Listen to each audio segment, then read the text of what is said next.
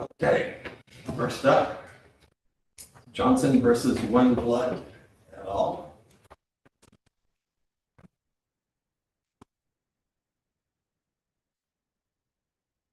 May it please the court. Joy Walford, representing appellants Rodney and Decker Johnson. I'd like to reserve 5 minutes for rebuttal. Sure. This is a non-final appeal of an order denying a motion to enforce settlement agreement. Standard of review is de novo. The underlying complaint is a little bit unusual in that it's an automobile negligence complaint based on 2 separate accidents occurring within 7 months of each other. Plaintiff sued both sets of defendants together, alleging that the injuries were not apportionable.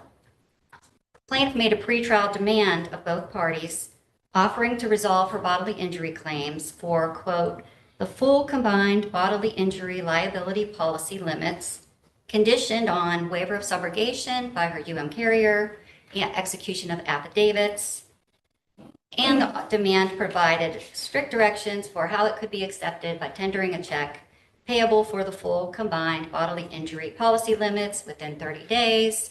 Ms. Walford, Yes. if this is considered a joint offer that must be accepted by both, is this an illusory contract offer? Yes, Your Honor. If it is considered a joint offer, that can be accepted only by both defendants. If it's illusory, you would not be able to grant your client relief because we can't enforce an illusory contract. Is that correct?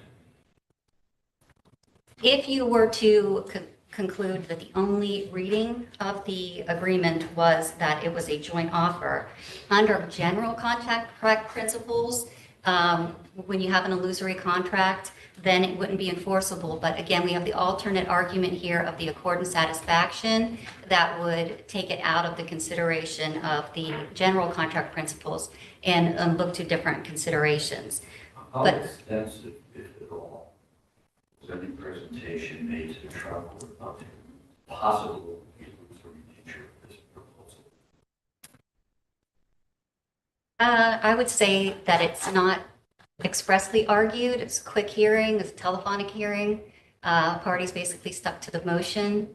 But I think it's implicit in any consideration of whether there's a valid offer is the argument all along was it couldn't be reasonably construed as an offer to both sets of defendants conditioned on each other settling because it's not reasonable.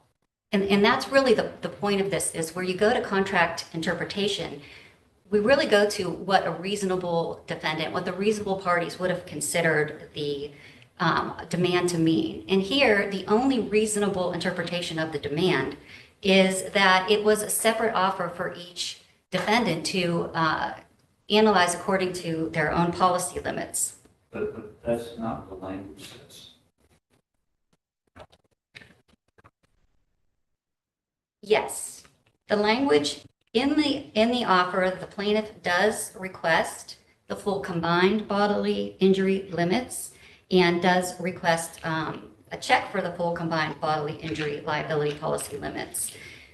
But the defendants, who are 2 separate tortfeasors, when they get this demand, it's not reasonable for them to think that the other tortfeasor can bind them somehow to a settlement agreement.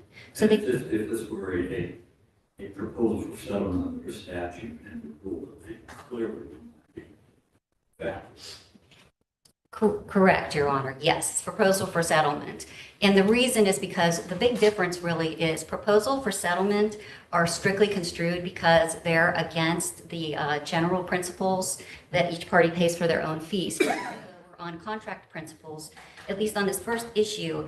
And the consideration again is what is a reasonable interpretation of the contract by the parties who would make it. Can I ask you a question about the offer, so the contract language? The term full combined bodily injury liability policy limits.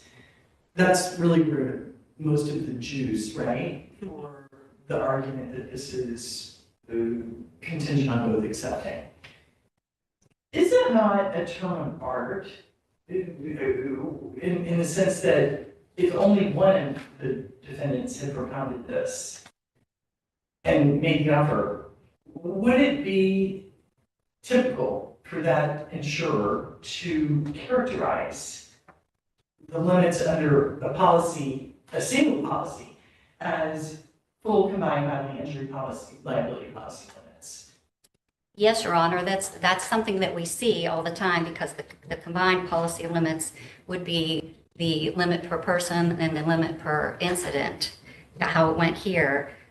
So at worst, you've got two reasonable interpretations of this? Absolutely, Your Honor. And it's even more unreasonable though, because the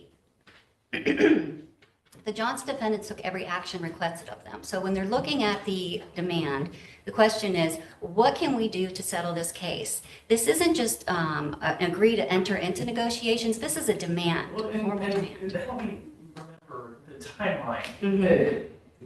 The plaintiff's counsel deposits the check, it sits in the trust account. Mhm.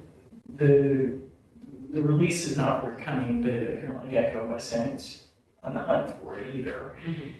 And some period of time, weeks, months, goes by before this lawsuit is activated against Geico, right? Yes, the timeline is crucial.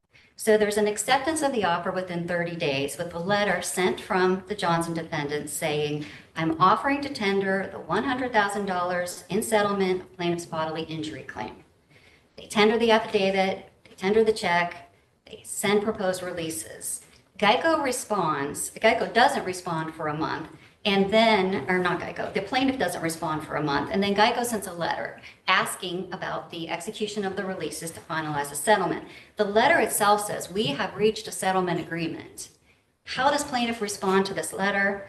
5 days later, she cashes the check for the settlement, and deposits the funds into the trust account. Again, no release is tendered. So Geico sends another letter asking about the releases. In response to this letter, then opposing counsel calls Geico, and we've got this via sworn affidavit that was presented to the court, and asks and tells them, don't worry about it. This only thing we're waiting on to execute the releases is the subrogation waiver by the insurer. There's no suggestion at this point in time that they're challenging the existence of a settlement agreement, which was clearly before them, or they have a challenge to the releases, which incidentally were the very releases that they originally offered. And when all this is going on, the other insurer is not involved at all. Sitting to the sidelines, nobody's brought that person, that company in. Well, not that I'm aware of, Your Honor, except, Anything in our record about what the other company was doing or what kind of communications there were between the other company and either yours or the plaintiff? there's no evidence regarding. One way or the other about anything. Correct. The only thing in the record is at the hearing, the court said, to the plaintiffs, why did you sit on the check? And the answer was there was hope that the One Blood defendants would settle, Yeah. not evidence. There was hope after the 30 days had passed. that Correct. They would settle, but it would clearly, that settlement wouldn't be according to the terms of this letter. That is correct. Just by virtue of the fact that it would be past 30 days. Yes, and that's one of the reasons we're arguing that the One Blood defendant settlement wasn't a material term here, because when the 30 days passed without them tendering the policy limits, plaintiff did not return the funds. Plaintiff kept the funds and reassured, actually, the Johnson defendants that there was a settlement agreement. Well, maybe. Well, that's a little inaccurate. Throughout this transaction, the check was cashed, but it remained in counsel's trust account. That's So correct. it was never released to the plaintiff. Correct. The funds were, Perhaps that's an indication that, at least from the plaintiff's standpoint, they held out hope that One Blood was going to resolve this, albeit outside a 30-day period. yes, Your Honor, from the plaintiff's standpoint, perhaps, but this indication was not communicated to the Johnson defendants.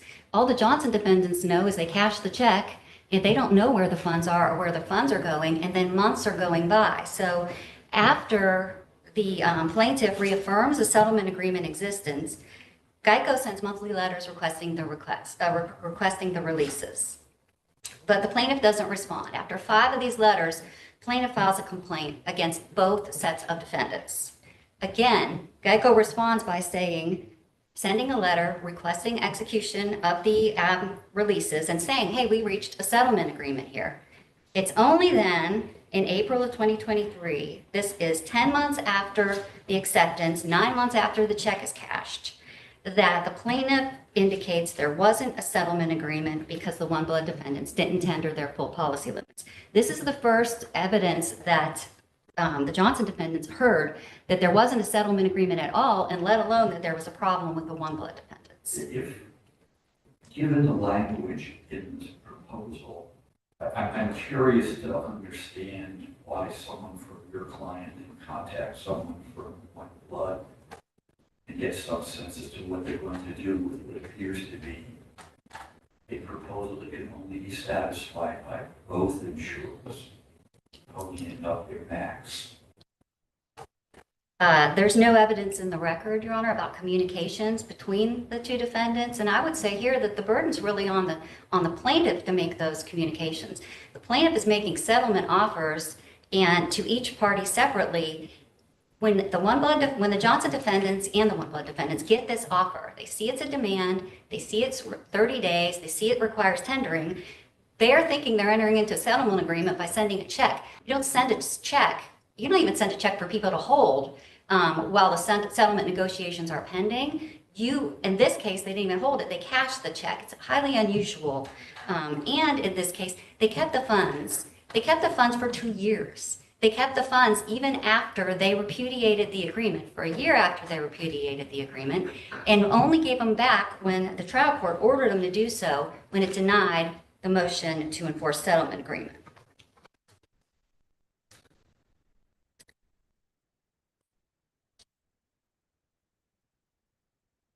I guess in short, on the contract issue, the Johnson defendants took every action requested of them by the plaintiff in response to the demand and reasonably believed they were entering into a settlement agreement just based on the pure language of the demand by tendering the check and having the check cashed. Alternatively, if you don't agree that that created a settlement agreement, the Johnson defendants' acceptance letter and the plaintiff's response of taking the check, cashing the check, and not objecting created a settlement agreement via the doctrine of accord and satisfaction. This is an alternative way of creating a contract. What it is, accord and satisfaction, is a superseding agreement that takes the place of the others. There's a strong policy in favor of enforcing these types of contracts, and there's 2 elements. The parties must mutually intend to effect a settlement by entering into the superseding agreement, and then actual performance. Here, the acceptance was clearly the superseding agreement. Again, the acceptance doesn't mention the One Blood defendants. The acceptance says, I am offering to tender the $100,000 in settlement of plaintiff's bodily injury claim. If you don't believe that that's an acceptance of the demand under the terms of the demand, it clearly is a superseding agreement. In response, plaintiff performs the terms of that superseding agreement by cashing the settlement check without objection, reaffirming the settlement, and keeping the funds until they were ordered to give them back. These facts are analogous to the Valadares case in 3rd District, that's 73 SO3D 310. There, it was an insured, they had a claim for property damage to their home that was denied. They filed a complaint with the state. The state sued the insurer. The state and the insurer entered into a consent order, and the insurer paid the insurers pursuant to the consent order. Then the insureds filed suit seeking additional damages. The 3rd District reversed summary judgment in favor of the insureds, finding that the claim settled when the insureds accepted the check, quote, without reserving any rights to other claims for damages. They said, quote, because the payment was intended to resolve the coverage dispute and was accepted without reservation, the payment was in accord and satisfaction. Once the insurers accepted the payment without reservations, they were not allowed to disclaim the settlement.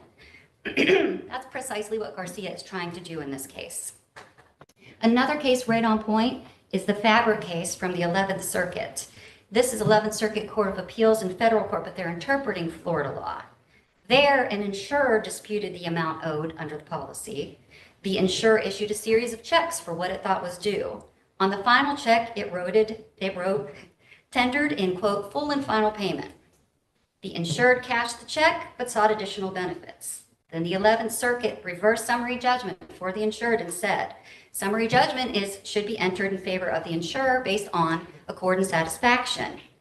Court held that, quote, where a party cashes a check but protests that additional payment is necessary to fully satisfy the alleged debt, accord and satisfaction operates to bar that party's claim for further payment.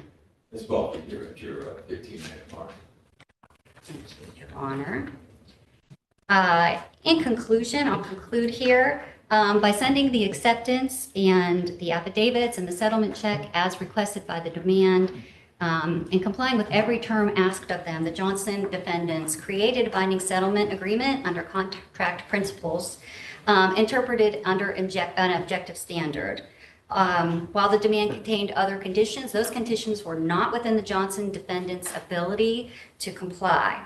Alternatively, when the Johnson defendants sent the acceptance and the plaintiffs took the check, cashed the check without objection, they created a settlement agreement via accord and satisfaction. As the third district said, quote, it would be unjust to allow a party to accept a check as an accord and satisfaction and then later permit that party to sue under the same rights and obligations that the accord and satisfaction was intended to release. Johnson defendants respectfully request that this court reverse the order denying the motion to enforce the settlement agreement and direct the trial court to enter an order enforcing the agreement. Thank you. Right at 4 minutes left.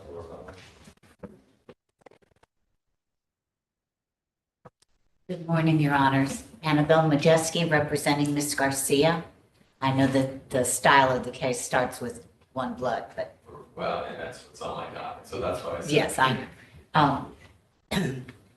I would first like to point out that Judge LaRose is perfectly right that this offer is a nullity because it's one where both defendants have to agree and it doesn't differentiate between the two. Well, if this goes the full 9 yards to trial and you prevail, I'm guessing your client's going to want to get attorney's fees for Ms. Walford's client. And that seems sort of odd to me because your clients have put them in a position where they can settle. I'm wondering if they can, because that would be entitled, wouldn't it usually be under a proposal of settlement, the statute, and then Rule 1.442? I'm just supposing. And I think this is just, In that regard, you know, the cases that have been cited, unless I'm misremembering, about this being a nullity really are under the rubric of the offer of settlement statute. If it makes sense that under that statute, you would say, okay, it's a nullity, and you wouldn't look for alternative ways or alternative theories for there to be an agreement or an enforceable, liability of the agreement because it's an attorney's fee. But outside of the attorney's fee context, is it appropriate to say, okay, well, maybe there's an accord and satisfaction here or some other theory under the facts of the case versus compliance with an attorney's fee provision? yes, and of course, that's the third argument that the Johnsons are making is Right, that. so it doesn't really become like a nullity in the sense that, they're back to square one. No, and also because even though it would have been, it would have been non-conforming, let's say, and not enforceable the way it was, but if both of the sets of defendants had then tendered the policy limits, I don't see where someone was going to say, oh, you met the terms of our demand, but it's still unenforceable. At that point, everybody would want to enforce it. So that would be an Well, acceptance. You're in your position if at some point during the 2 years that passed, the other party had said, oh, well, okay, we're in. And Ms. Walford's clients had said, well, wait a minute, that wasn't the deal. We want our money back, we're out. But then they would still Because that be, 30 days is over, they wanted a quick resolution to this, they tendered their limit, and complied with the 30-day demand, but the 30 days passed and the other side didn't participate, and now you're still holding onto the check and they're saying, look, wait a minute, what's going on here? We want our money back, we went out. okay, I suppose that they could do that, but I don't, I mean, it didn't. if they have so quickly tendered the check because they wanted to escape having to go to trial and to, all, of course. why at 2 the end? years go by. Wait, the offer, the demand was made before the suit was filed. So it Correct. couldn't be a proposal for settlement of the statute, because you gotta wait 90 days to do that. Right, So the only thing this could be construed as, regardless of how you interpret the words in the offer, is effectively a common law proposal to settle, right? The Yes, demand for settlement. just a This is regular- This is not within the rubric, as Judge Norquette called it, of the proposal for settlement statute or offer of judgment, 768, 1.442, all that. It's just, hey, this is what I want, right? And the term full combined bodily injury liability policy limits, viewed under your lights means both insurers, yes. right? And the other thing too is then, please be advised that this offer to settle may be accepted by tendering checks, not a check, but checks for the full combined bodily injury policy limits. Well, when you do that, So, and I know it's semantics, but it still means, it's not by tendering a check, that means that it's, I think it makes it clear that it's for both parties to tender the full policy limits. so then after 30 days, you either send the check back, or we fall back on some alternative theory like a court of satisfaction, based on the conduct of your client.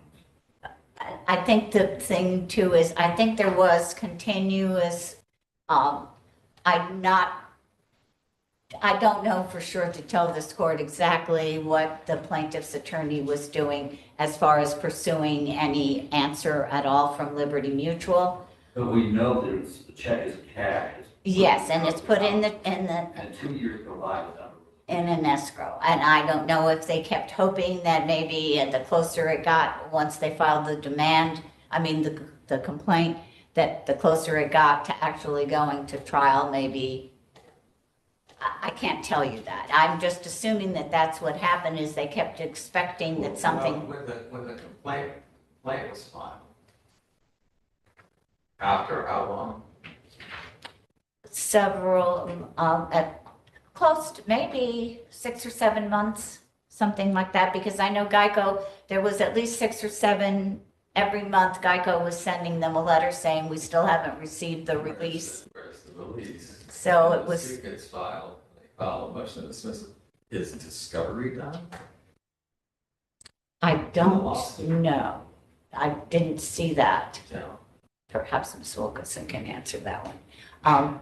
Part of the reason I wanted to clarify with you the inapplicability of the proposal for settlement offer of judgment rubric is we agree that this effectively is a common law proposal.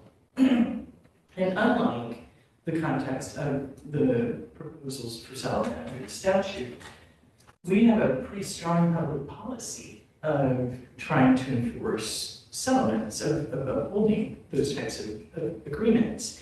So we get down to it, and your whole case is we've got a couple of random plurals in this, and ultimately your client cashed the check and settled.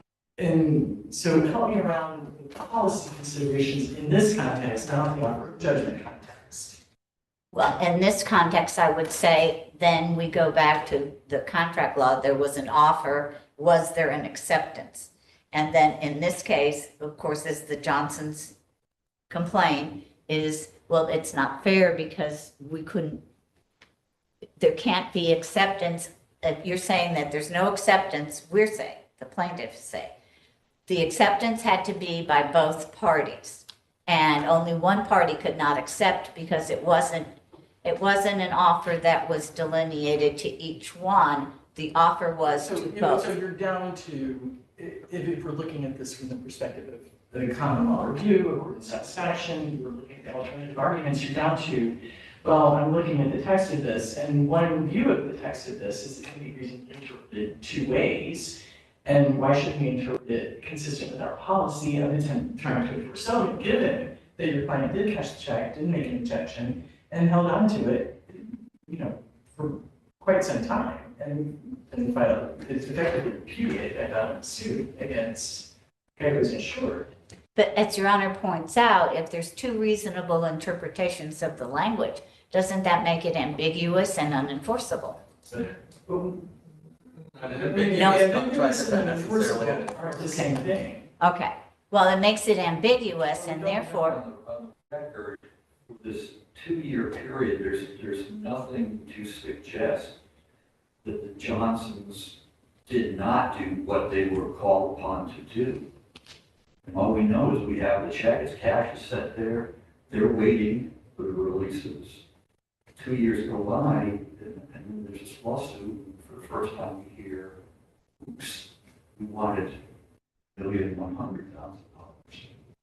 Come on. well, because from the beginning, the plaintiff expected to get the policy limits from both, which is 100,000 and $1 million. But would a reasonable person say, okay, the 30 days goes by, send back my money? Well, then that was up to Geico to say, either send me the release or return the check. And they did. Well, weren't they lulled by your clients in thinking that all is well? Well, I don't think that either party was, the Johnsons assumed that there was an offer, and the plaintiff assumed that there wasn't, so nobody kind of said anything definitive to the other side. Well, I take it back. The Geico did assume that there was a settlement, and so they just wanted the release. And eventually, when they did, even though they didn't get the release after all that time, they still didn't ask for their money back. They said, it was 30 days. It doesn't look like Liberty Mutual is going to come through. We settled our side. If you're not going to accept that, then give us our money back. Nobody from Geico asked for the money back. All they were asking for was send us the release, and of course, if they have an accord and satisfaction, then we can ask for the money back. right. But the fact that the release was never sent, and then we have That was exclusively within your client's control, and you had the money. right. But also, just because the check was deposited in an escrow account, that's just. Did Geico know that? I don't know if they knew that or not. They knew the check was cash. They knew the check was cash, but then, I don't know that they knew that the funds had not been dispersed. They were just, the check was cash, but it was just sitting there. The funds weren't going anywhere. Well, they weren't Geico's bank account anymore. No. No. Geico presumably did know that. Yes, they must have. But they still didn't say, okay, you've cashed the check, where's our release? That just proves to us that you've accepted what could be even termed as a counteroffer, even though you made the offer to both sets of defendants and needed to comply. We're tendering our part. Will you accept that and release us from the claims? And I think that's what they were doing, and the plaintiff never released them, never signed the release, and then actually the money was never dispersed, and it was still sitting there when the court denied the motion to enforce settlement and then ordered the plaintiff to return any funds. They were immediately returned because they were sitting there waiting for something to happen. So I don't know if that can be considered to be, accepting the money as, as an acceptance of the funds to settle the claim. I think it was just a question Or of, by conduct and satisfaction.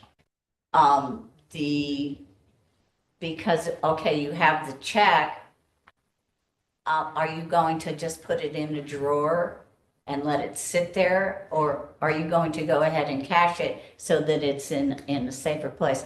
I don't know these days whether there's a time limit on the check, but I think at the end of 30 days, I will agree that both sides should have been a little bit more firm, shall we say, or clearer as to what was happening between the two. And Your client could have sent the check back. yes, It didn't have to go into the drawer, they could just send it back and said, this isn't what we wanted $1 million, not 100. yes, and I think at that time they figured, since it was up to the plaintiff, if the 30 days had passed, but the funds had still come in, they could, would say, oh, we'll accept it and we'll consider our demand to have been met. Before you finish, and Ms. Walford may want to address this too when she comes up for rebuttal. We're here under a very narrow jurisdictional basis, right? Which is the right to immediate possession of property, which then the arguments are over whether this is an enforceable, and that depends on whether this is an enforceable settlement agreement. Because I know there was some stuff that went on in this case before, and I'm not sure I would have resolved that the way it happened. So if we say affirm and say, okay, we affirm the order saying there was no enforceable settlement agreement and the money has to go back to the insurer, doesn't that leave the accord of satisfaction affirmative defense still standing for purposes of the rest of the litigation? I mean, the issue's not dead, is it? No, that is, I don't think that we can say there wasn't a court of satisfaction at this point. because I'm not too sure that was, other than it being as an affirmative defense, yes, that would stand. Defense. Yeah, because if there was a settlement agreement, then the Johnsons are out and it doesn't matter what they had as an I affirmative agree, but defense. we're not here on that portion, that aspect of the Rule 9.130 jurisdiction. No, there would still be, they could still argue that, we tendered the check, they accepted the check, that was satisfaction. But I will point out that the cases relied on by the appellant as to accord and satisfaction were cases where the insurance company gave checks directly to the insureds for the amounts of their claims. And that's not what happened here. Here, Geico gave the check to the attorney. Ms. Garcia never got any funds, nor did she ever accept any funds, as was the circumstances in the two cases cited to you by.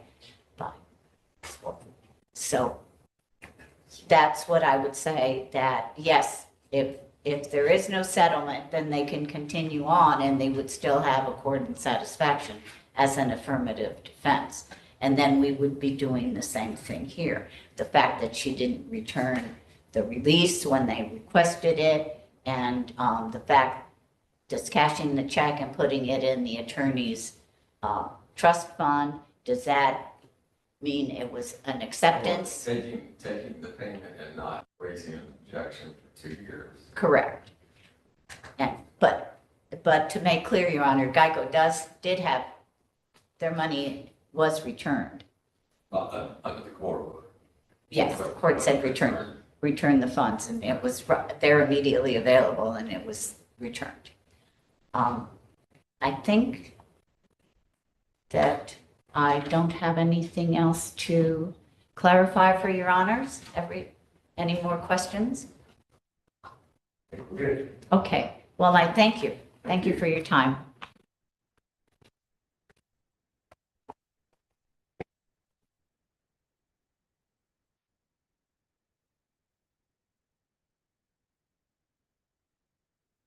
I'd like to start out by just emphasizing that there's no question here about the use of this demand as a proposal for settlement for purposes of attorney's fees. There's no way that the plaintiff complied with the terms of section 76879, and again, no suit had been filed. Judge, So the notion that this was not a valid contract under offer of settlement law really doesn't get us anywhere, correct? correct, but I'm just emphasizing for purposes of, fees at a later date. For the jurisdictional question, I think you're judging by the way this went down, right? You went back, you wanted to have jurisdiction and you wished to go get an order that said denied enforcement, it's not a settlement agreement, and the other saw it not really the way we established jurisdiction, at least provisionally, was on the immediate right to possession of property.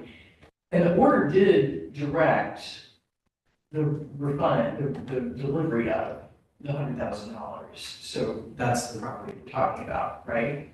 Yes, And it was directly implicated in that order. It's not an ethereal assumption we have to make, is it? correct, it was directly ordered. It's in the order. And I wasn't suggesting that we don't have the jurisdiction that we're under. I'm suggesting that we're limited in how far our ruling can go Well, to that part of the order. And that order, if I recall, didn't say, it said there was the motion to enforce the settlement agreement is denied. It didn't say there was no court of satisfaction. correct, it did not, although that was argued before the court Might and have been, considered. but I don't know that we could reach that under this jurisdiction. Well, I would suggest that this court has the absolute authority to reconsider the jurisdictional ruling at any time. And that is exactly how we proceeded when we filed the notice of appeal, because there is jurisdiction when the court determines. If we were to reconsider the jurisdictional ruling, because you file this under the provision that allows the interlocutory review of the orders on determining there was no settlement agreement, correct? Correct.